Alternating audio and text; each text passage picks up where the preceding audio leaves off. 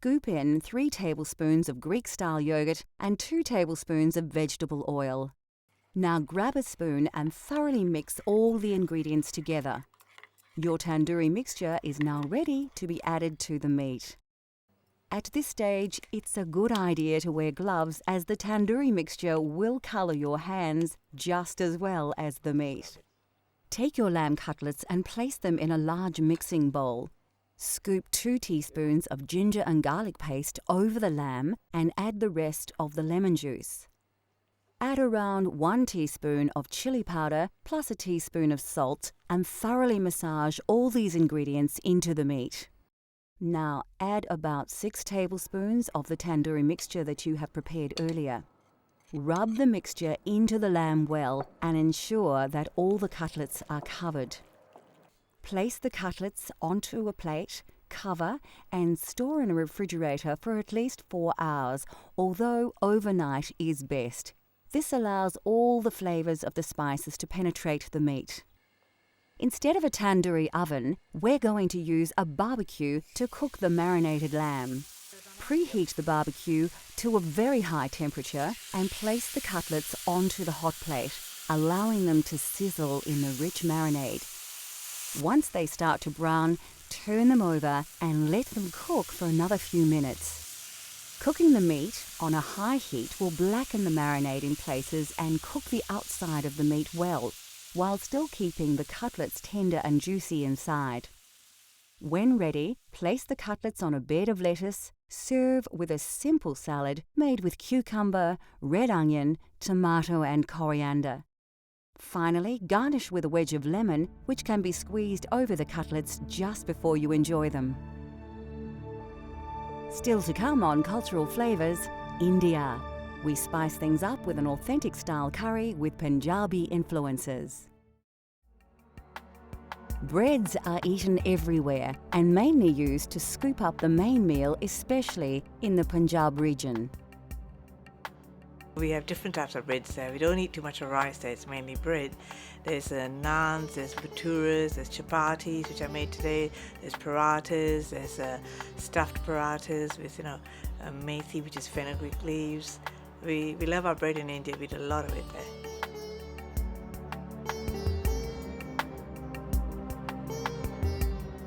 To create authentic Indian chapatis at home, you will only need a few simple ingredients to create your dough base.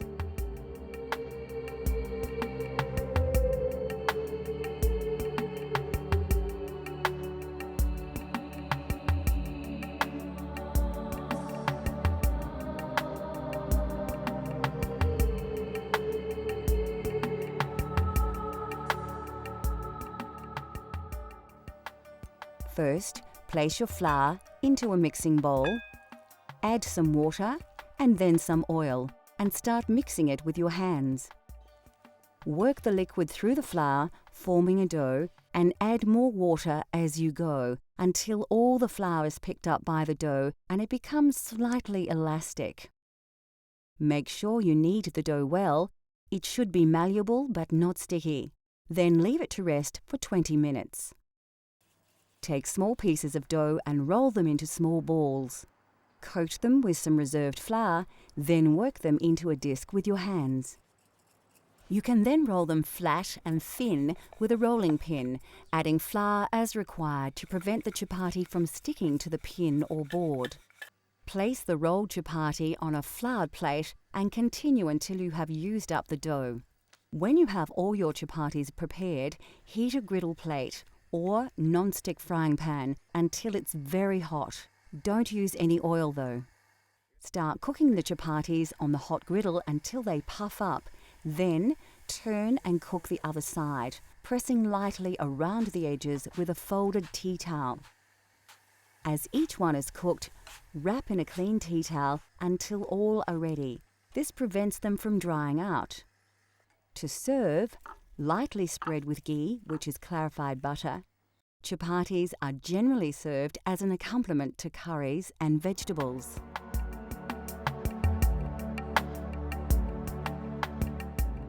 The southern region of Goa is famous for its fiery seafood curries, and this prawn curry is typical of the region. It's hot, spicy, and its intense flavours are the result of combining numerous ingredients. It's not a difficult curry to cook when you've been cooking. It has a lot of ingredients. You have whole spices that you use, and then you use the curry leaves, which are also from South India and Goa and that region. And then you use other spices like curry powders, which we blend ourselves, and turmeric and chili powder and things like that. And then you use ground stuff, grind onions and whatever.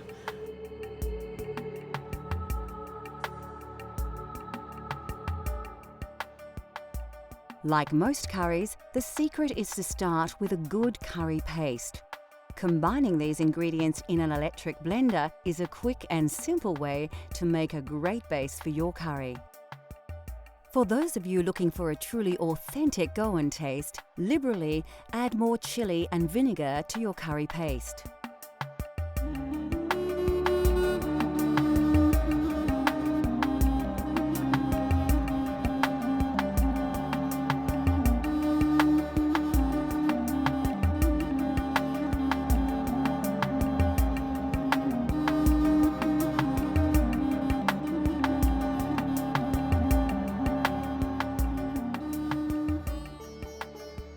The second stage of this recipe requires a vast array of spices and other ingredients, so it's important to ensure that you prepare everything well before you start cooking.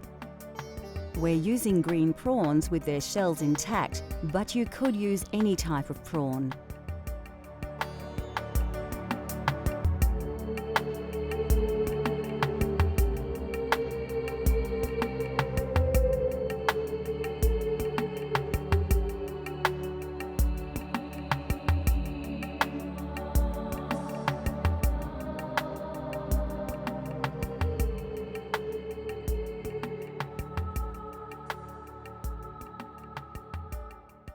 Goan prawn curry is usually enjoyed with basmati rice or eaten with breads such as chapati or naan.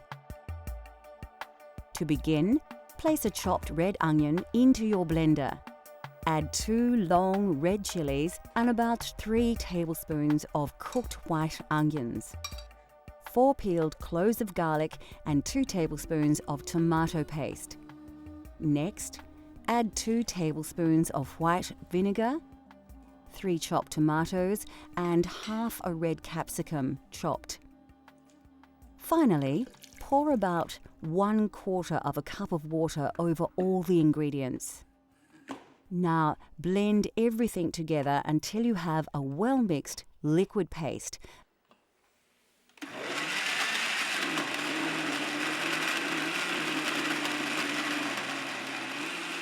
And put this to one side until later. To prepare the curry, heat some oil in a pan. Add your star anise, cardamom, cloves, cinnamon stick, fenugreek and mustard seeds to the hot oil. Place a sprig of curry leaves and 2 diced onions into the pan, then stir well. Take some ginger and garlic paste and stir around 2 teaspoons into your curry base. Pour in around half a cup of water and mix well. Scoop a spicy mix of turmeric, curry, chili and coriander powders onto your onion base. As they cook, these spices will release their aromas and their flavors will intensify. Season with a teaspoon of salt, then reduce the heat and mix the ingredients well to form a thick paste. Now is the time to add your blended curry paste to the saucepan. Mix it in well to allow all the flavors to combine. Cover and allow to simmer until the juices have cooked through. When ready, add a tablespoon of yogurt to the sauce, as well as 1 tablespoon of tamarind paste. Then pour in half a can of coconut milk. These will help to bind all the ingredients together into a rich, creamy sauce. Take the juice of half a lemon and add it to the sauce. You can now add your prawns to the curry and then bring the sauce to the boil once to cook them. Remove the saucepan from the heat, sprinkle 3 tablespoons of fresh chopped coriander and stir. Finally, cover and allow the curry to stand for 5 to 10 minutes before serving with basmati rice.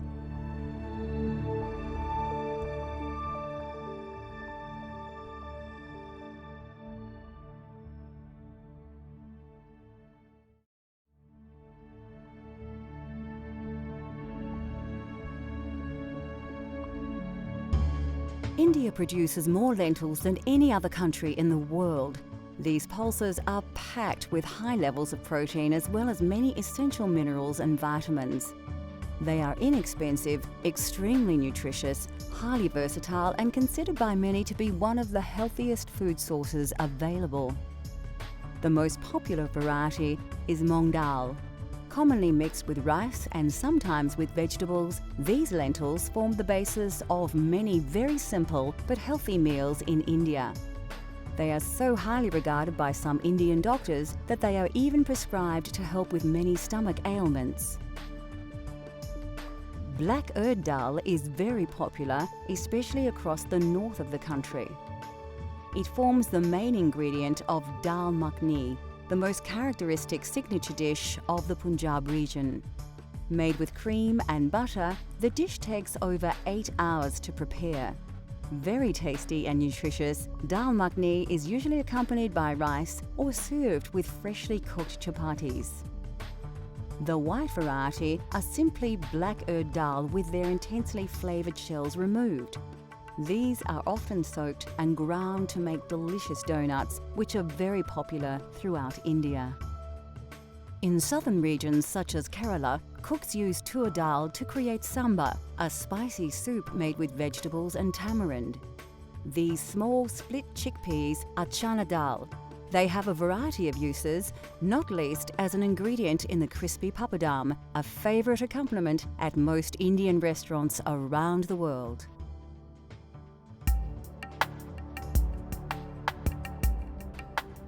Lentils and beans are indispensable to Indian culture, revered for their pure and gentle digestive qualities. No other dish is more central to Indian cuisine than dal, a flavoursome traditional classic. Dal is actually a staple all over India, not only in the north. All over India, everybody eats dal. And it is actually the poor man's staple food, really. But we always have dal with whatever you cook, you have in it.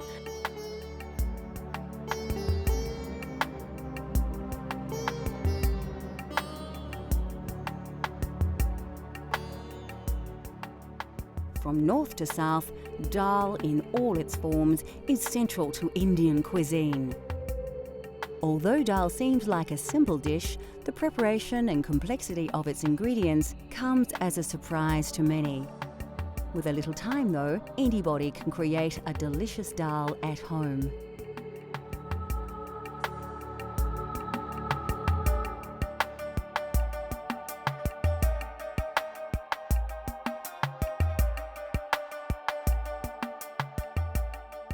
What gives this Punjabi masoor dal its amazing flavour is the traditional spice paste, bursting with a classic combination of spices that produce aromas that will transport your taste buds straight to India.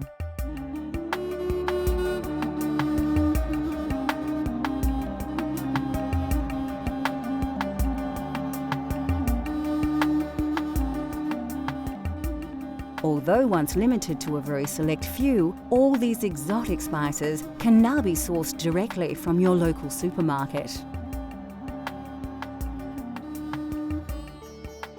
Firstly, take your red-washed red lentils and place them in a medium-sized saucepan.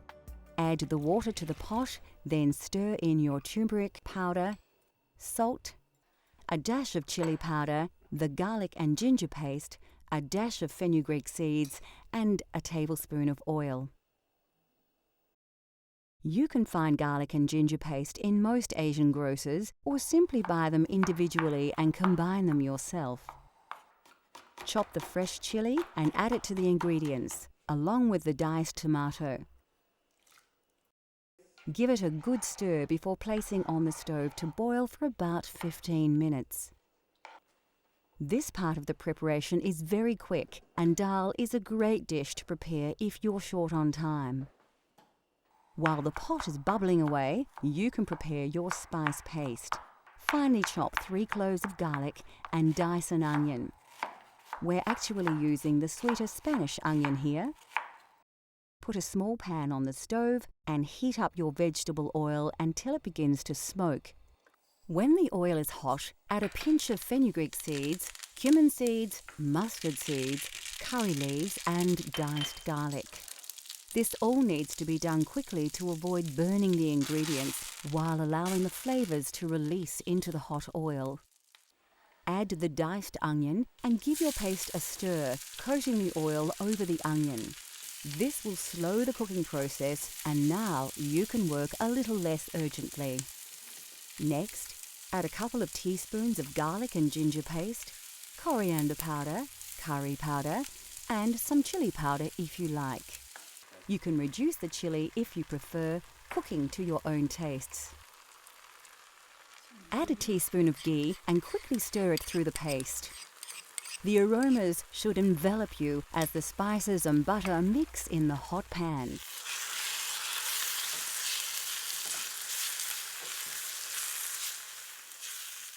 By now, your dal should be cooking nicely, and a large portion of the water will have been absorbed by the lentils.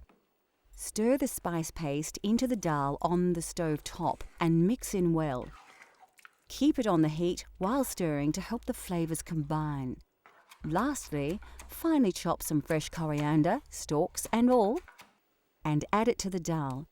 Keep a little aside to use as a garnish when serving. Now you too can prepare a traditional Punjabi masoor dal, a delicious, authentic vegetarian Indian dish, rich in flavours and good for you as well.